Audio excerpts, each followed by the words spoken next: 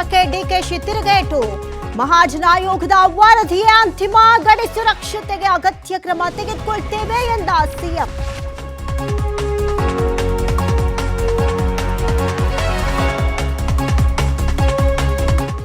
ಬೆಳಗಾವಿ ಕೊಡಗಿನಲ್ಲಿ ವರುಣಾರ್ಭಟ, ತುಂಬಿದ ಹಳ್ಳ ಕೊಳ್ಳಗಳು, ಕೆಲವೆಡೆ ಅವಾಂತರ.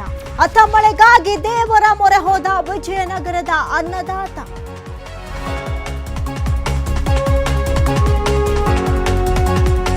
ಯಲ್ಲಾಪುರದ ಅರಬೈಲ್ ಘಾಟ್ನಲ್ಲಿ ಭೀಕರ ಅಪಘಾತ, ಡೆಡ್ಲಿ ಆಕ್ಸಿಡೆಂಟ್ನಲ್ಲಿ ಉಸಿರು ಚೆಲ್ಲಿದ 7 ಮಂದಿ. ಮೃತರ ಕುಟುಂಬಕ್ಕೆ ಆರ್ಥಿಕ ನೆರವು ನೀಡುವಂತೆ ಆಗ್ರಹ.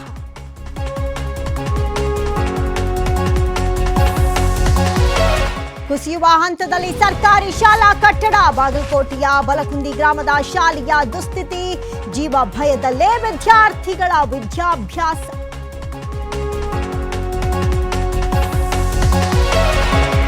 ಹಾಲಿನ ಬೆಂಬಲ ದರ ಹೆಚ್ಚಳಕ್ಕೆ ಆಗ್ರಹಿಸಿ ಪ್ರತಿಭಟನೆ, 5 ರೂಪಾಯಿಯಿಂದ 10 ರೂಪಾಯಿಗೆ ಏರಿಸುವಂತೆ ಬೇಡಿಕೆ.